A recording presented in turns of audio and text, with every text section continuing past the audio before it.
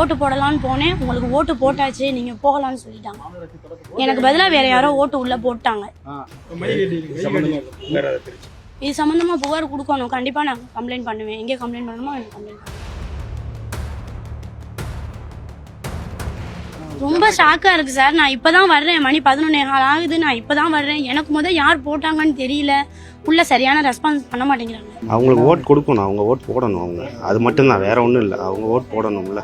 இப்போ இதுக்கு 49O வருமா? 49O அந்த மாதிரி போட்டு அவங்க பேலட் ஓட் மாதிரி கொடுக்கணும்.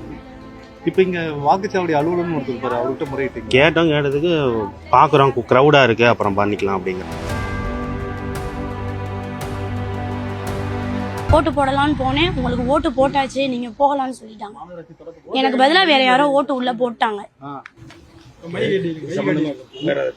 இது சம்பந்தமா புகார் கொடுக்கணும். கண்டிப்பா நான் கம்ப்ளைண்ட் பண்ணுவேன். எங்கே கம்ப்ளைண்ட் பண்ணணுமோ எனக்கு கம்ப்ளைண்ட் பண்ணுவேன். உள்ள உங்களுக்கு பதிலா ஆள் போட்டாங்க, ஃபர்தா போட்டுட்டு தான் வந்தாங்க. யார் போட்டாங்கன்னு தெரியலன்னு சொல்றாங்க.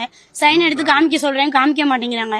க்ரௌடா இருக்கு, அப்புறமா பாருங்கன்னு சொல்றாங்க. நான் வெளியில வந்துட்டேன் சார், நான் கம்ப்ளைண்ட் பண்ணிக்கிறேன். இப்போ இந்த மாதிரி சம்பவம் உங்களுக்கு எந்த அளவுக்கு அதிர்ச்சியா இருக்கு? ரொம்ப ஷாக்கா இருக்கு சார். நான் இப்பதான் வர்றேன், மணி 11:15 ஆகுது. நான் இப்பதான் வர்றேன். எனக்கு யார் போட்டாங்கன்னு தெரியல. உள்ள சரியான ரெஸ்பான்ஸ் பண்ண மாட்டேங்கிறாங்க. ஒரு 16 ஆவணங்கள் இருந்து காமிச்சன பண்ணிருப்பாங்க, அதே மாதிரி போட்டுருக்காங்க. தெரியல சார் என்ன நடந்துச்சு, உள்ள யார் என்ன பண்றாங்க எதுவுமே தெரியல.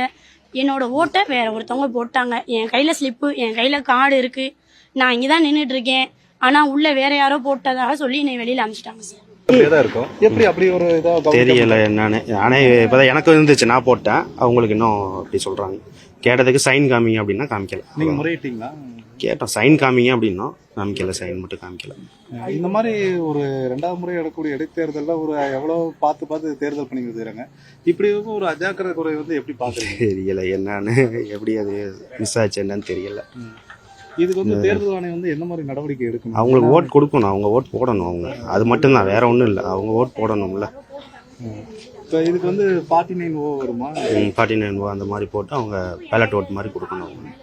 இப்போ இங்கே வாக்குச்சாவடி அலுவலகம்னு ஒருத்தர் இருப்பாரு, அவர்கிட்ட முறையிட்டீங்க? கேட்டதுக்கு பார்க்குறோம், க்ரௌடாக இருக்குது, அப்புறம் பண்ணிக்கலாம் அப்படிங்கிறாங்க. வேற ஒன்றும் இல்லை. ரெஸ்பான்ஸ் கரெக்டாக இருந்துச்சுங்களா? ரொம்ப ரூடாக ஓகே தான், அப்புறம் வாங்க அப்படிங்கிறாங்க. ரெஸ்பான்ஸாக தான் பேசினாங்க, அப்புறம் வாங்க அப்படிங்கிறாங்க. வேற ஒன்றும் இல்லை.